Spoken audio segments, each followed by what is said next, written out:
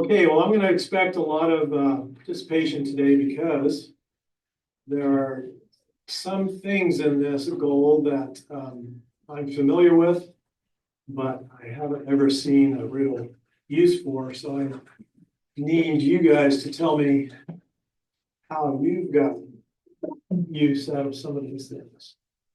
It sounds like it's too loud. Pretty loud. Pretty loud? Yeah.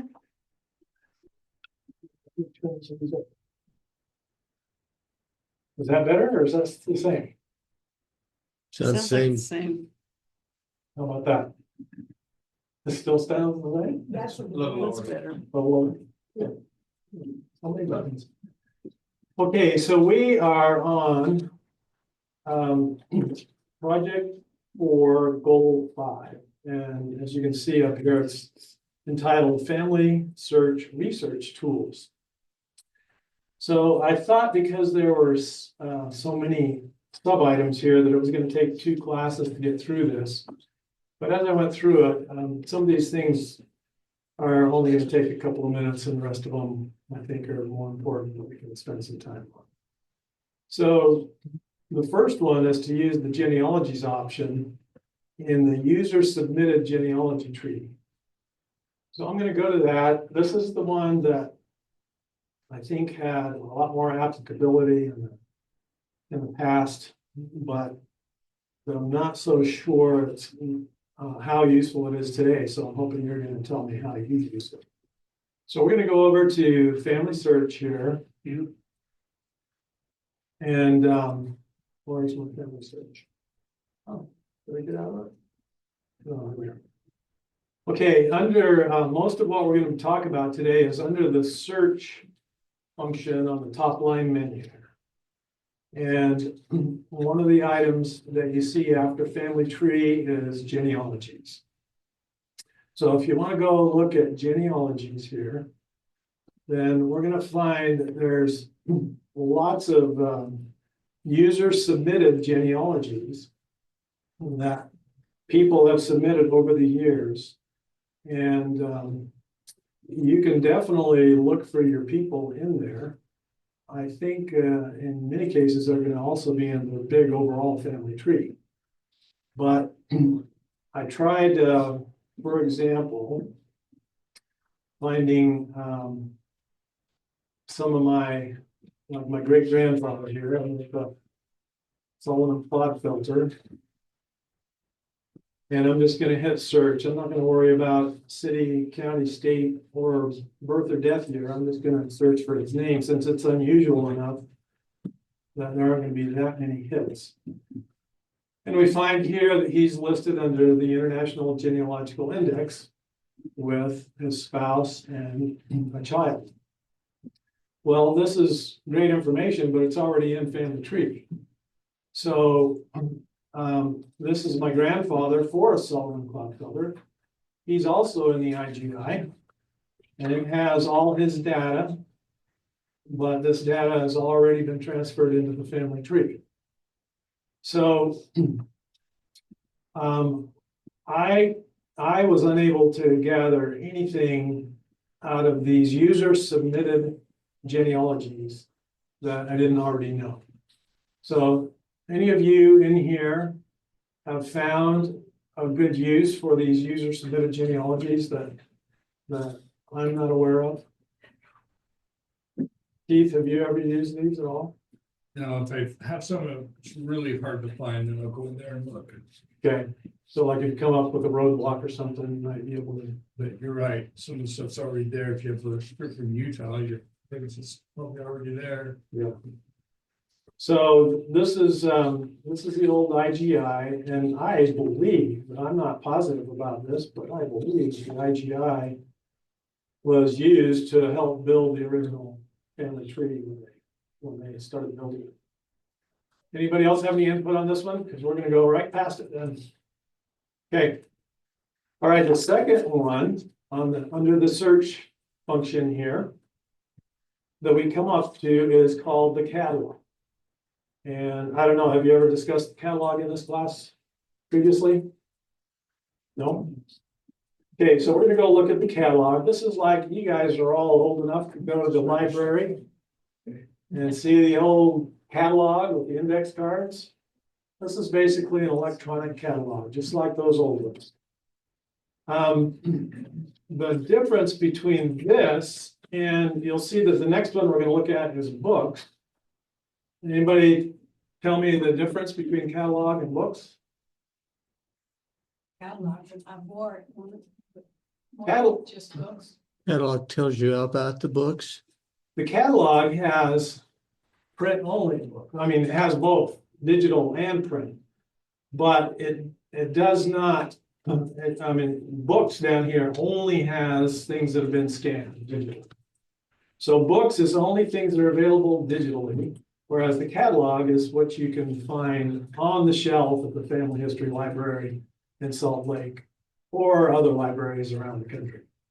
So if we look at the catalog here, we can search by various options. We can search by a place. One of the little videos we're going to watch in a minute talks about how really genealogy research begins with a place more than with a name. That's what this guy's theory is. That, for example, if you were looking for the name Smith or Jones, it's not going to do you much good to know the surname if you don't have a place to look at. So you can search by place, surnames, titles, authors, subjects, or keywords. And then what you're looking for down here is either online resources or printed books at the Family History Library in Salt Lake, or things that are only available to you from a Family Search Center like here. So if I go to surnames here and look for Clodfelters, there's going to be Clodfelters all over the United States. But I know that my Clodfelters are mainly in Iowa and Kansas. So I'm going to put Kansas. And of course, it wants you to use the, what do they call these when they're standardized, the standardized place. So I'm not just gonna type in Kansas and leave it at that. I'm gonna choose one of the standardized places here. And I'm gonna say that I want anything that has Clodfelter in Kansas. And when I hit search, I got 0 resources. Is it the state of Kansas or Kansas? It would be Missouri. Kansas City. Oh, Well, it gave you lots of options for the place. So there's the state from 1854 to now. There's Kansas City. There's Kansas City urban. So you would need to know which Kansas it is. Yeah, but the state you would think would cover everything. This is a. Unless it's in Missouri. Yeah, unless it's in Missouri. Okay, so let's try Missouri and see if we come up with anything. So Missouri, United States. So we'll search for anything there. Okay, now, oh, I went back to just place. So when I went to place, it gives me everything about Missouri. Bible records, bibliographies, biographies, almanacs, all kinds of things. So that's using the place thing. But I wanted to do Clodfelter in Missouri. And if it doesn't come up with anything this time, I'm going to change it to Rintoul. See what comes up with that. Well, let's try Rintoul in Illinois. I don't know why it's not coming up with anything. That's really strange.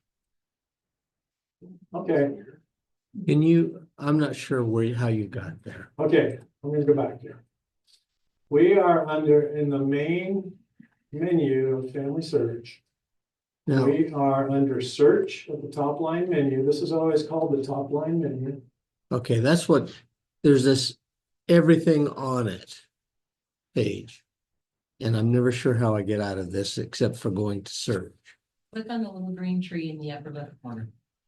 And you can always get back to the main menu with this Family Search icon up here. Okay, now it's Okay. the same thing. Okay, then go to your top menu like he showed you. Scroll to the top. Because if you scroll down, you lose the top line menu. You see the search line? Okay, records, images. Search, and we're in catalog. Is there overlap between catalog and books? Yes. Yeah, because if you choose online here, you can get some of the same stuff. But there could be differences. Well, there will, oh, you mean not digital? That's what I'm asking. No, you get the same. So when I go to, that was really strange because I did this yesterday and I got hit, so I don't know why it's not coming up with anything. Anyway, the purpose of what's an unusual surname somebody has in their family? It's not Smith or Jones. I think Schrick, How you spell SCHRICK. it? Okay, let's just leave the place out of it. See what we come up with. Okay, so here's a book that has the surname Schrick in it. And it looks like we got only 4 results. But it looks like they're all actual printed books. Because if I click on this, I'm going to see down here that it's a microphone film reel. And it's got a bunch of surnames associated with it. And it tells me that the film is located at the FamilySearch library and gives me the film number and the image group number. So, and the only format it's coming on is microfilm. So if I want to take this with me to the library, if I want to make a trip to the library, then I'm going to add this to my print list by using this button right here. And it is now added to my list that I can take to the library. But let's say let's look at a second book here. There's another book that has the surname Schrick included. And it has a whole bunch more surnames as well. And it's at the FamilySearch library, but it is on the 3rd floor. And it's an actual book that's available for you to actually take off the shelf and look at. And its call number is over here, like the old card catalog. So I'm going to want to go look at this while I'm there. So I'm going to add it to my print list as well. So I can go through and add as many things as I want. And then right now I've got 2 items on my print list. So I go to the catalog print list. There's the 2 books that I've told that I want. So I print it. And it'll give me a preview here. I'm not going to actually print it. But here's the list now that I print out on the printer and take with me to the library. And it will tell me, that's interesting. It's not giving me the details that I need how to find this first one. It's not giving me the film number or anything, which was really a faux on the programmer's part. So I'm gonna have to print this and go back and write down in here which film number it was and which digital grouping it was, because if you've never used microfilms before, you know that they got thousands of pages on them. And this tells you the digital group number to go to for the particular record you were interested in. So that's how the catalog looks. It looks like to me, yes. I looked up one of mine and it came up and it says to view a digital version of this, click here. Yes, that's the digital. Page 8. So there you'll find, since we chose any right here, we're going to get both the digital and the physical. And I'm not finding anything. You're not finding anything under Schrick? No, I'm looking for my name. Yeah. Well, like I didn't find anything just now for Cloudfilter and Rintel, and I know there are books related to both of them. So I'm not sure if their system is having a little glitch right now or what. Anyway, are any of these new to you? These Schrick ones that we pulled up? There's only 4 of them that came up on the catalog. Now, we haven't looked on the digital side yet. Yeah, none of them look familiar. Okay, so those might be of interest to you. Okay, so that's the catalog. It's just like the old card catalog. Now, there are also no. They've got some tips and resources and a link here to learn how to use the catalog.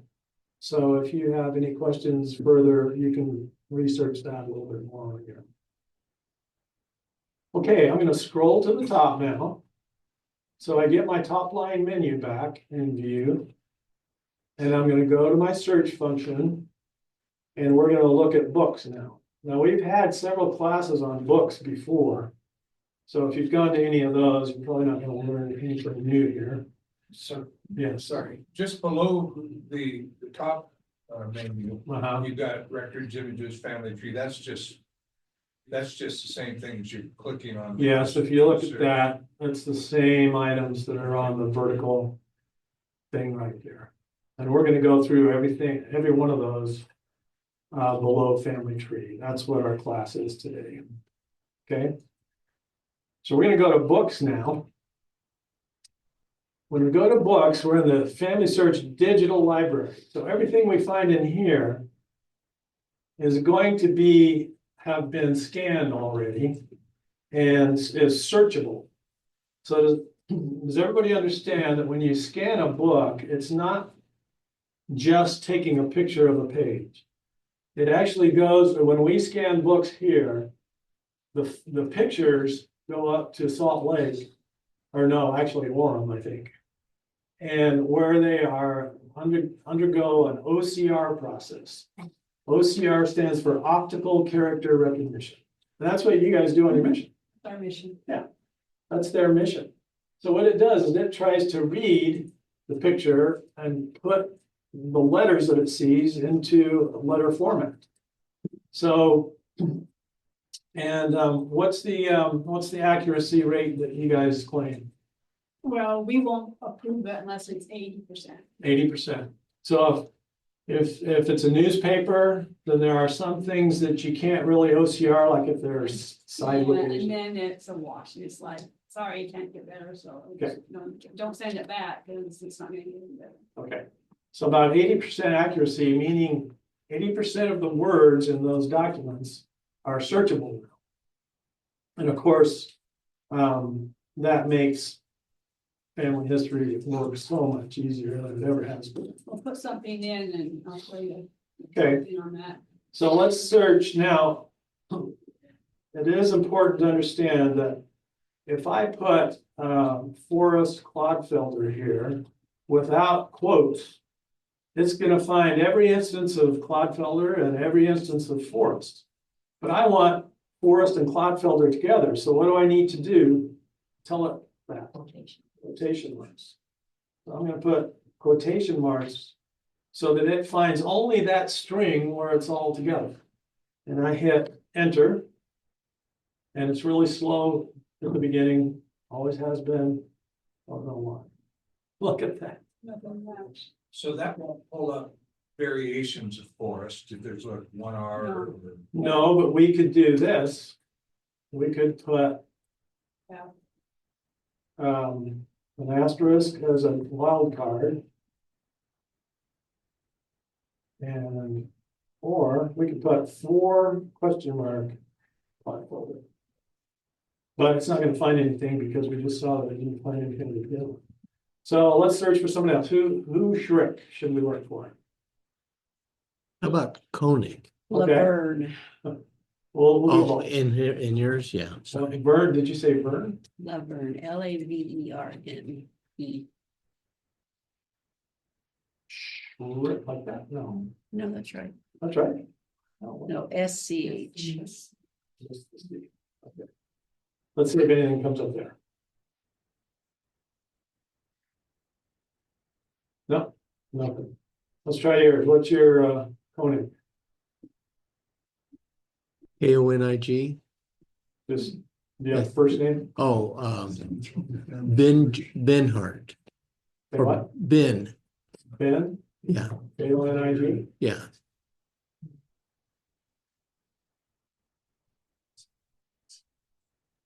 Okay, there's 58 results for him. Because they're part of Russian Germans, Okay, and there's actually a society for that. German. yeah. So this one is got a, we can view inside it. It gives us first a little highlight from inside where it found that string. So on image 442 inside is the words Ben Koenig. Mhm. Okay, so we know for certain that there's something in there, but let's look inside and see if that's the only instance of Ben Koenig. When we open it up, we get the digital view here, and we can jump through the pages by putting the mouse to the right here, where we'll get a caret that allows us to just flip through the pages, just like we're reading the book. But we don't want to read the whole book. We're looking for Ben Koenig. So we go up here to the search bar, magnifying glass. And I'm going to do the same thing, Ben Koenig, in quotation marks, and hit OK. And there's 12 results in the book. That preview only showed us the first one. So in the book, we've got that first one that we've already seen on page 4, or view number 442. Then we've got another one on view 230. So there's several references. I wonder if Ben is something besides a name. It looks like it is. Mr. Yeah. Well, click on one of them, let me show you. Okay, so we'll click on one of them. And then we can bring this bigger so we can read it, and it's gonna highlight. You picked a great one. Okay, this one is written in what's called Proctor, Okay, which is a German thing. And the church does have an OCR that will read Proctor. okay, So go up next to the little magnifying glass where you hit search, go to the next one, that little, yeah, go to there, okay, like that. And that's your OCR. So that's the OCR reading Proctor. If you say, well, I don't speak German, then you can go up to the top right, underneath the X out of everything, those 3 little dots in a row. And hit that and go down to translate. And so German. I want it in English, so I'm gonna change Spanish to English, choose another language, choose English, so let's choose English. translate. Translate. And now it translated that to English for you, so if you get a book that's in another language, you can, if it's been OCR'd, it will translate. That is awesome. Thank you. I did not know you could do that. I knew you could translate, but I didn't realize you could get the OCR text. Translated, yeah, and then you can look at that and it's hard to do because you're translating. If you were in an English one, you could see how well it OCR'd. Okay. Well, My thank you very gosh. much. That's like an epic there. What's that? It's like it lived in deep presumptuousness, a sense of its own indefatigability, and it had an old free farmer's state about Abel. Yeah, it's not a perfect translation, but it gets you the idea of what's going on. Let's try an English Do one. one that comes in England or in English so you can Okay, compare it better. okay, give me who's got a, Got a strange one for you. okay, Verinda, Virinda, okay, Utterback, Utterback.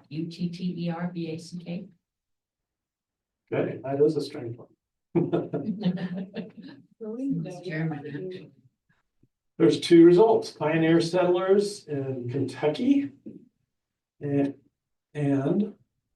bluegrass roots. So here's the highlights from image 56. His oldest daughter, Verinda Utterback, met a young man in the neighborhood by the name of Moab Martin, son of an old Revolutionary War veteran. That's a good story already. I can tell. You'll open that one. view So, inside. We'll go inside of this book. And we'll just look for Verinda because I think that's probably unique enough in the book. And then we'll look at the OCR.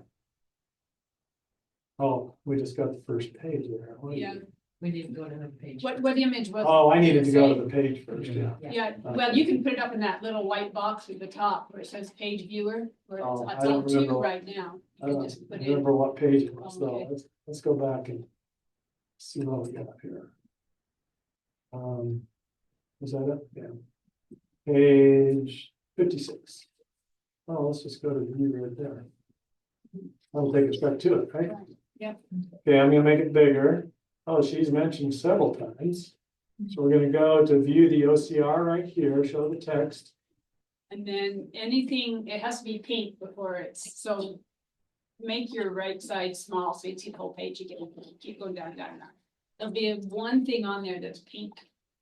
You see anything? Well, her name is right there. Oh, well, okay, just click it. And anywhere on the page. Yeah, there you go. Okay, So you can see how well it OCR'd. Actually, that's really good. yeah, that's really good. Well, it's typewritten, so. What about handwriting? Handwriting does not OCR. Okay. There are handwriting OCR now that are really good. Index.org. Every once in a while, one will, if you've got somebody Yeah. that writes like a typewriter. Well, I hope the church figures out about Kindex.org. It is phenomenal. It reads. I used to have a handwriting thing that would read my father's handwriting pretty well because he kind of printed. But my mother's beautiful cursive, it would not read. Index.org reads them both perfectly. I mean, it's more than 80%. It's 90%. And it won't read, sadly. Remember the old IBM Selectric typewriter? Oh, really? And you could put the ball on that did a cursive font. Yeah. Won't read that. Oh, and, So any well- of you that have family histories written in that type, Index, retype them. Index will read it. And Maybe, it's, yeah, it's, maybe. it's amazing. Okay, so that's, were there any other questions on this? This is a awesome function. You could spend hours just looking around, Well, yeah, but you want to focus your research, right? right? To Not specific, get sidetracked. specific names, and I still have a brick wall that I haven't been able to get through. And I've tried these tools, but I still haven't found any. Okay, so that's books. They're digital books. All these yearbooks that our center has been doing for 4 years now are on here. So I could probably, did you guys all go to high school in Utah? Doesn't matter. It doesn't matter. Well, I know, there's Yeah. lots, but I would, Yeah, all the Utah ones we probably did, didn't we? Well, not all, but we're Darn getting near. close, yeah. we found from California on Ancestry, Uh-huh. and they said they have them all the way back to like 1904 or something. 19 I've done some from the 1800 Have you? colleges. Yeah, we've done a few. What's the oldest Payson High School one we did? 1911? 1911. Yeah. So when I remember, we didn't find anything under the catalog for Forrest Clodfelder. In the digital library, we will find him because I found his yearbook with him in a basketball uniform on the basketball team of his Kansas high school in 1913. And I didn't even know he played basketball. So it was cool, but look at this. Junior Payson 1911, see if it's even on there yet. I think it is. I think I checked. Paysonian Smithsonian. was the name of the yearbook. You know that. Whoops, 9/11. Let's see what that comes up with. Oh, I didn't put it in quotes, but there's 1918, No, There's- keep going down. the old Paysonian. Yeah, but see, that's the thing, I don't lift See, you have to look at how they've done it. See, they've done plus Paysonian, hyphen. dash. That one does it. And then if there's a period or a comma, it'll not. Yeah, it's weird. I think it needs to. It's not a Google search, Yeah, unfortunately. Let's see if It's that- an Amelia Bedelia search. See, and at least the results should be organized by year. Amen. sometimes, but not always. Anyway, so anyway, that's the digital library. It's very valuable, and of course, more and more things are being put on here every day. I did one this morning, probably about 30 yesterday. Yeah. So if you don't see it today, go look tomorrow. Why is his yearbook not showing up? I would look up somebody who's in it. Just gonna look up Clydesdale here for a second. 3,000 results, so that isn't gonna help me. Anyway, How about if you put a cloud filter in 1911? well, I don't remember the exact year. Let's see. I'll just say Clydesdale in Kansas, yeah, that. Same, Down. same results. 2,000, What were we 2,000 before? 3,000. Oh, we were 3,000, okay. Anyway, I won't spend any more time on that, but well, yes. I was working over at the London Family History Center, and I was on a Sunday, guy came in, he goes, I gotta help a guy, I'm home teaching. He's got a dead end. So for some weird reason, I went right straight to books, Uh-huh. and his first name was Justice. But I spelled it it was Justice. Uh-huh. And I go, ask her, have you ever tried spelling it Justus? No, put that in, bam, found a book, 1,000 pages, his genealogy is, I go, is his wife named this? Yeah, his 3 kids are named this? Yeah. Wow. Yeah. And the guy took the information, and ran out the door, I didn't tell him there was 4 more books. But there's some doctor way back in, I can't remember which state it was, had done massive amounts of genealogy, he had all that information on there. Wow. But that guy will never get through the first book the rest of his life. That's awesome. So it is a very powerful tool. Thank you for that. I always do testimonial. books, I Yeah. live in the books. Books is awesome. Okay, so we're gonna go back now to the to our little main menu here. And I'm gonna have to hit family search. Wow. There we go. Okay, so we've gone through books. Now we're gonna go to the research wiki. Now I gotta tell you a little story about wiki. Does anybody know where the name wiki came from? It's named after me. Oh, Glenn Whicker. All right.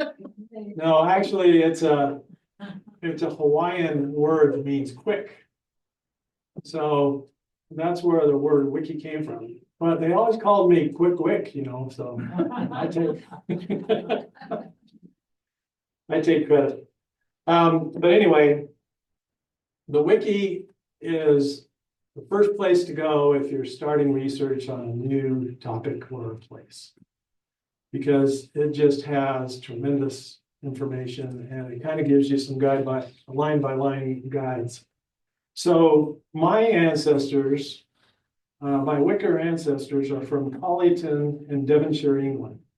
So this first page of the wiki, the home page, I'm just going to type in Collyton and there it comes up, Collyton, Devon, England genealogy. I'm going to click on that and it has a full page here of links and what's available related to Collyton, which is amazing. And of course, we don't have time to go through everything that's available here, but let me just show you a few things that could be helpful in your research. So if we look over on the top left, we've got the contents of this whole page. Parish history, we can find neighboring parishes, civil registration, church records, both the Church of England and nonconformist churches. We can find census records, probate records, maps, websites, and references. So all those are individual links that take us to another place that digs deeper into what we're looking for. Over here on the right side is another box that has a bunch more information for us. It has links to the Collyton 100. I had to look up where that name 100 came from, which was interesting. It was just jurisdictions in the old ancient England that were basically divided into 100 households, each grouping, or 100 some other subdivision. It tells us where the registration district is in Axminster. It tells us, this is really important, it tells us that parish registers began in the year 1538. So that's important information. If we're looking for somebody in the 1400s, we're probably not going to find anything here. So why waste our time? But the bishop's transcripts didn't start till 1609. So there's lots of directions we could go from here. I've actually visited Collington, and I walked up to the house that the Whicker family owned in 1565, I think it was. And I knocked on the door, and this farmer comes to the door, and he looked like he was from the 1700s. I mean, he had on a wool sweater that had pieces of straw sticking out of it. He was missing a couple of teeth. He had on a hat, and he hadn't shaven in years, and his hair was greasy. And I said, "Hi, I'm Glenn Whicker. We're just doing some family history research." And he says, "Whicker? Are you kidding me? I didn't think there were any Whickers still alive." And he told me all about and he went and got a register of the records of the house that had been owned by the Whickers for 2 centuries. Oh, my gosh. And it was just like a treasure hunt. It was incredible. And then he told me all about the farm next door that had been part of their land and everything. Oh man, it was so fun. But anyway, I went to, years later, when I came home, I went to the wiki here and looked up Collington, and I found this, let's see, this one right here.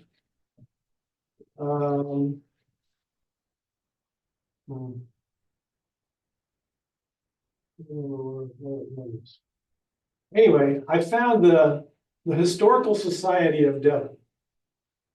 And I looked online, and I found 2 books that have the Whickers in them. And I ordered these books, and I got them.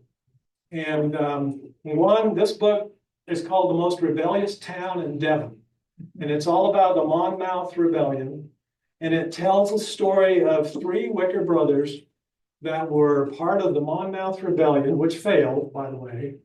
And so these 3 Whicker brothers, along with a bunch of other people, were exiled to Barbados because of their participation in the rebellion. Well, now you go to Barbados for vacation. Now you get Barbados. So it was just so much fun. So I wanted to show you this map option here. Or no, let's do find neighboring parishes. So I'm going to go to find neighboring parishes here. And it takes us to an 1851 map. And you can go directly to it if you just go, notice the website up here at familysearch.org/map with 2 P's. But it shows us a map of England. But what's so cool about it, if I enter in the town of Collington here in the location and hit search, then it will give me 2 choices. It says, do I want Collington, Devon, or do I want Collington, Raleigh in Devon? Well, I didn't know there was a Collington, Raleigh, but I do know Collington is where my family's from. So I'm going to click on Collington, and it takes me to a more detailed map, and it outlines here what the parish of Collington, the boundaries of the parish of Collington. And it tells me that the records of Collington begin in 1538. And what does BT mean? That was your bishop's. Oh, bishop transcripts began in 1609. Yeah, we already knew that, didn't we? Okay, but there's 3 tabs up here at the top.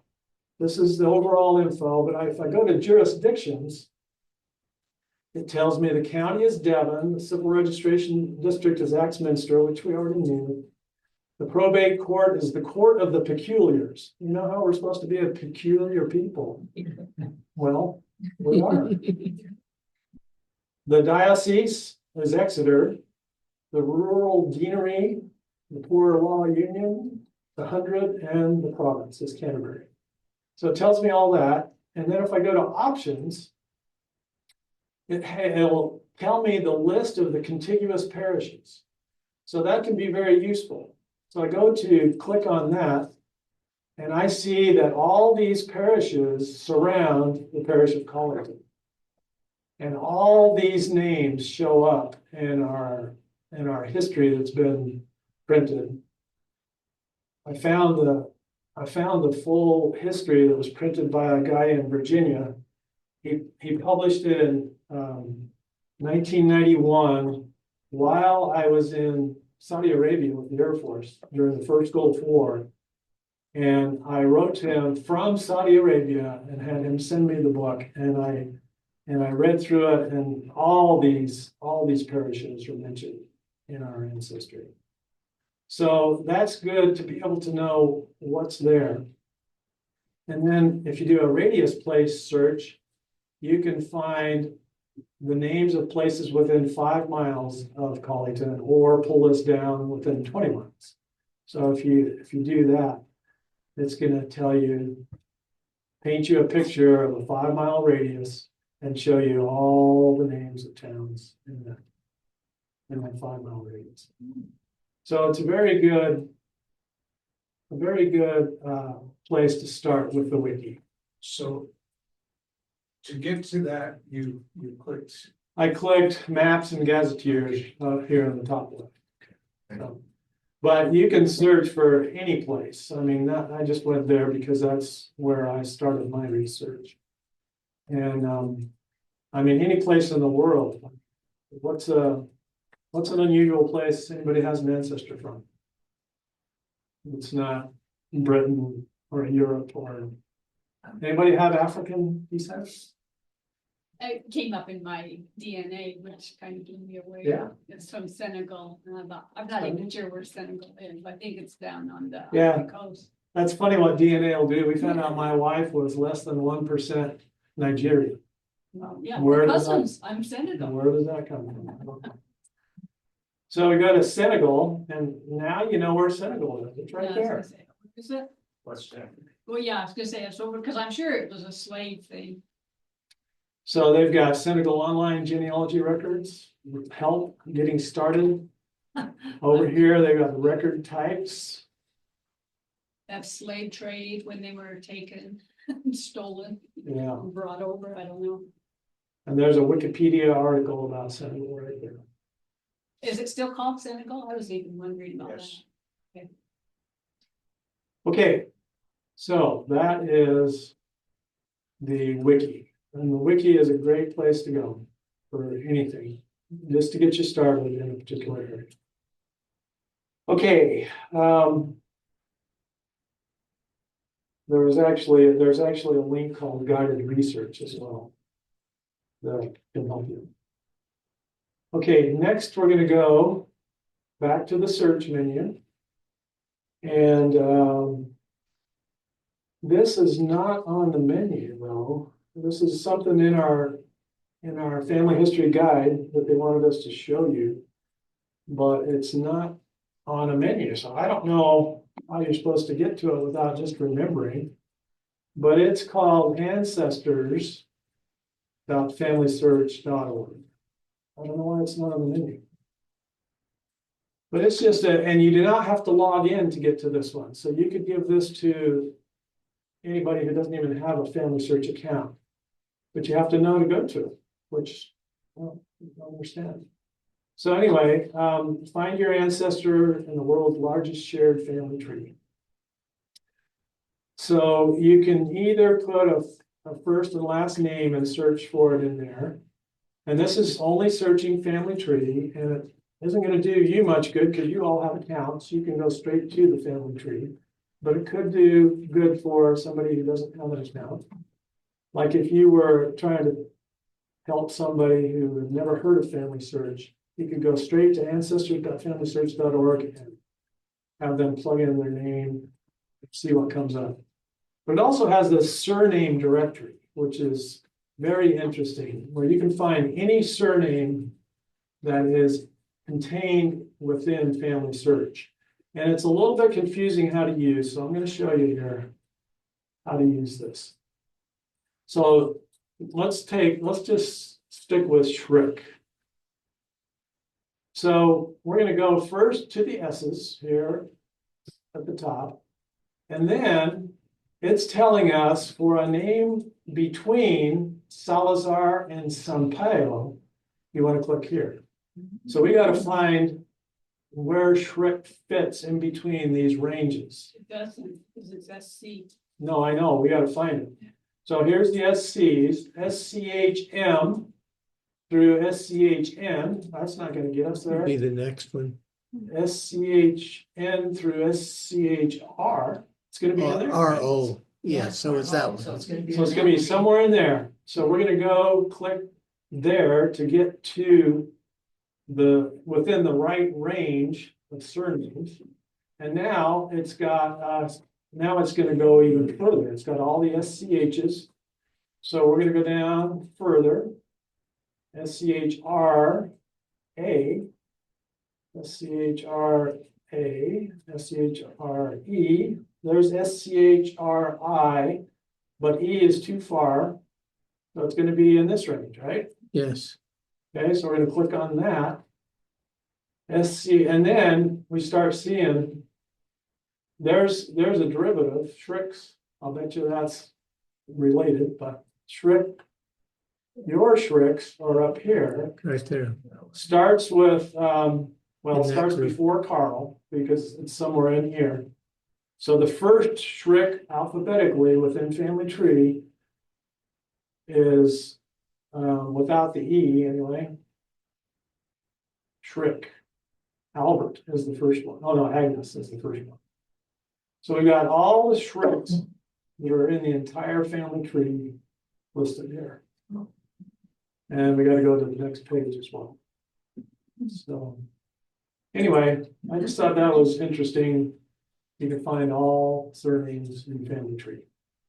So you may not have known, if you hadn't looked here, that there are lots of variations of the spelling of Schrick. You know, if you're a brand new researcher. Yeah. And this would give you some ideas of other spellings that might lead you to some things. So that is the ancestors.familysearch.org with the list of all surnames. And then if you're sharing this with somebody who doesn't have an account, at the very bottom, it lets them get a free account. So that could be very interesting to them. When we used to do the onion days here and had our booth, this is a good way to have somebody that's completely unaware just come in and type their name and be surprised at what they find. And it could help light a fire to get them into family history. Okay, now for the highlight of the day. We're gonna do the last thing here, which I just worked on the last couple of days to get ready for this class, and I was blown away by this. What? I just signed up. Oh, right. Okay, and that's cemeteries. And I assume some of you are already familiar with cemeteries, but it's a rather new thing in Family Search. And it has some features that really excited me. So when you do a cemetery search, of course, the best way is to go to a location. So I'm going to use where my parents grew up as an example here in Grand Junction, Colorado. So if I type in Grand Junction, I can see that there's a Grand Junction in Tennessee, a Grand Junction in Iowa, in Michigan, and there's Colorado. But there's another Colorado below this. I want to show you the difference here. So this Grand Junction, right, this first Grand Junction, Colorado that shows up has a red place marker. You see that? That's a pin place marker, and it's red. But notice that the ones below have a folding map. Well, this is one particular set of cemeteries, but it might not be all the cemeteries in Grand Junction. So I want to go down to find all the, because I don't know which cemetery my relatives are buried in. So I want to go down further to Grand Junction, Mesa, Colorado, with the more broad application here. Okay, then I'm going to get all the cemeteries in Grand Junction because there are several, and I didn't know that. So I'm gonna click on Grand Junction, Mesa, Colorado. And I'm just gonna hit search. I'm not even gonna put a name in there. And here's all the cemeteries. Oh, wow. Even Pet Cemetery. There's even a pet cemetery. So there's lots of cemeteries in Grand Junction, Colorado. Who would have thunk that there would be that many? I was very surprised. So what I'm gonna do now is I have no idea. I could type in a name here. So let's do that first and then I'll come back to this. I'm gonna type in my last name because my grandparents are buried here and hit search. And now I know that they're buried in Memorial Gardens. That's the cemetery they're buried in. But it only found one. It didn't find both of them. So it's not completely accurate.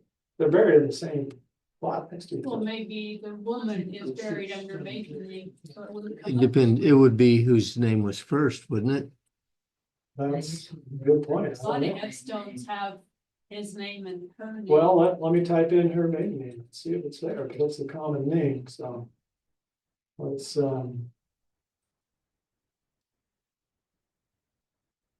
no, see, that's interesting. It still showed, oh, it's still looking for Whicker. Oh, that's interesting. I'm gonna go back to the previous screen. Trying to okay. find King Wicker. Yeah. Okay, King, let's just do King alone and see what it finds. Okay, so it found lots of kings in several of the things, so that isn't helpful. I'm gonna use her, What if you looked at the one that But her full that name, was listed with your grandfather? Memorial. yeah, Yeah. let's click go on look it. at If you that. click at that one, is that her? I'm gonna put her first name in here, which is an unusual name, but it still found a lot of them. Beulah King Wicker. It's fine, just Beulah King, leave the Wicker off, because it didn't find her under Wicker. Okay, it's Yeah, gonna, she's in Memorial. there it is, interesting. Okay, good point, thank you. Okay. I didn't think about that, because on the gravestone, it does say Wicker, it doesn't show King. Well, sometimes it'll say Wicker, and then it will say Benjamin Harrison. Yeah. King. Yeah, we're gonna look at it here. But anyway, you're right, because it's trying to match with FamilySearch, and in FamilySearch, she's not It's gonna. always do gonna it. have So, That's true. Oh, yeah. so let's look at the gravesite here. And it's gonna take us to Billion Graves. So we're gonna go over to Billion Graves, look at the website, and it shows where's, all right, I'm not Does gonna it say, take time. see how it's got Wicker big, yeah, and it has their name separate. yeah, I don't know what it says, but I've actually got a better picture of that than this. But anyway, then it shows. Where she is. Shows the locations of where the graves are on Memorial Gardens. Well, that's all fun and fine, but I already knew that. So I was excited about the things I found from cemeteries that I didn't know. And let me show you what that is. So here we're back to Grand Junction, all the cemeteries, and I've got this little button to the right that says My Relatives. So now it's going to look for any of my relatives in any of these cemeteries in Grand Junction and show me what they are. So I'm going to click on My Relatives. So is it accessing your FamilySearch? Yes, it's Tree. accessing my FamilySearch tree. And it says that in 3 of the 14 Grand Junction cemeteries, I've got relatives. Well, I had no idea.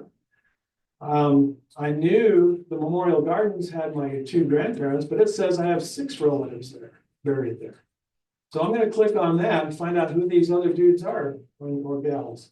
There's my grandparents. Here's Englehart, McLaughlin, and Wilhout. Well, I've never heard of those guys, It shows the, but it tells me she's my second cousin twice removed. I have no idea who she is. How did she get to Grand Junction? That's not where our relatives came from. They were transplanted there. So anyway, so that would be fun to go look that up and figure out how they got Grand Junction.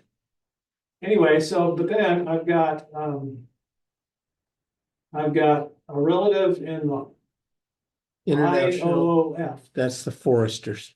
That's the forest. No, it's Oddfellows. Oddfellows, yes. Oh, I've got an odd fellow. Well, I knew we were odd, but I didn't know we had an odd fellow buried there. James Patilla Talbert, my 3rd cousin, 4 times removed. So I could go look at some of these guys, I could make sure that their work's done if they're old enough. So that would be fun to do. So I need to do that. Okay, but now there's something even more exciting.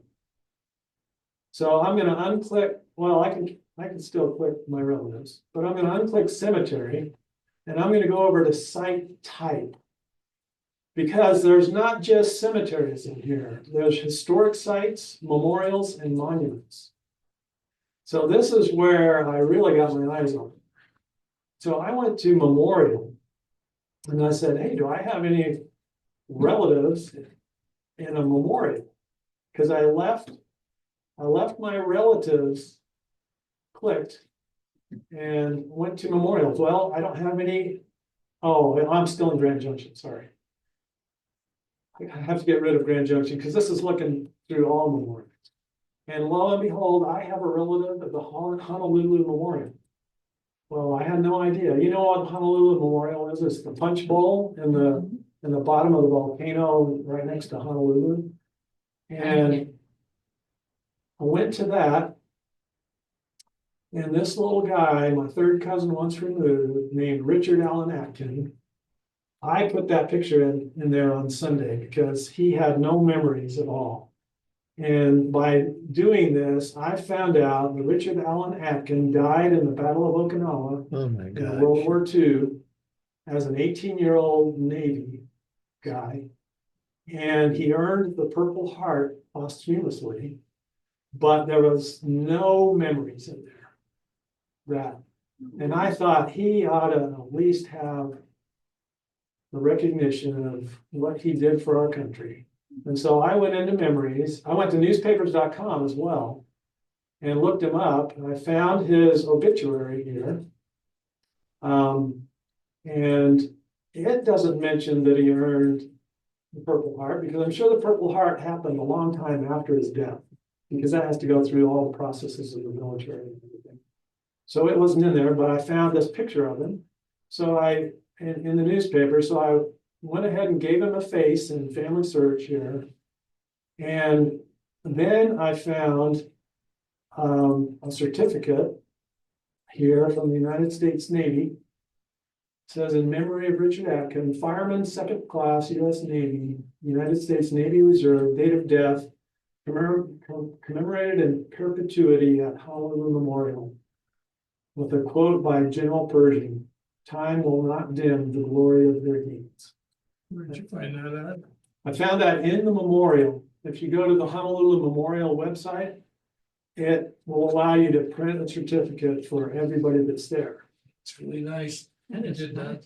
But the funny, go ahead, No, I had one too, Honolulu Memorial, great. died in 1945, age And- 24. And he was probably a young guy, never married, so he's got no descendants. But he needs to be remembered for what he did. So anyway, that was exciting to me. I don't know if that's as exciting to you guys as it is to me. And then I found in the Cleveland Press this roll of honor of all the young kids in Ohio that died in World War II. And it's a big list, and he's listed on there. I put that in the list too. So I didn't expect to find that. Well, let's go back to our cemeteries list, and we've only got 2 minutes left. So let's get rid of the memorial. And let's go back to site type, and let's see if there's any monuments with a relative. Now this one, I don't think I did, so I don't even know if I did find anything. Nope, no monuments. I've got one for you. You got one? Stewart, S-T-E-W-A-R-T, Riley, R-I-L-E-Y. Sorry, it's backwards. Oh, Riley Stewart. Yeah. And you want monument? Yes. Okay. Oh, I gotta unclick my relatives then. You know where? Yeah, There are too many. Oh, Goshen. Well, let's go to, let's get rid of the name and go to the site first and see what that is. No, I don't see it there. Yeah. Well, this is this is the only monuments that are found. There's only 6 monuments and they're all in Portugal, well, no, except for this one, Pioneer Children's. So that's interesting. We don't have too many monuments in there. But there's one other, and that's a historic site. So I'm gonna click my relatives again. My parents were converts to the church. So, and my mom's parents never did join the church. So I didn't expect this either. So I'm gonna click historic site and apply. And I have 131 relatives in Nauvoo. Now, how is that possible? Yeah, that's interesting. And I've got 51 relatives in Kirtland. And my parents are converts and my grandparents are not members. So I thought that was really interesting. How distant are they? That's what I'm wondering. How Well, let's far look. they trace the- Yeah, It'll only tell show you. my relative, first cousin right there, 5 times removed. removed though. 5 times. Yeah, but still, that's only 5 generations back. Anyway, so this cemetery site has a lot more on it than just cemeteries. And I thought it was pretty It fun. is to play with. amazing. That's all I have. Do you have any questions or thoughts that you'd like to add? Okay. Thanks for coming. We'll see you again next week. All right.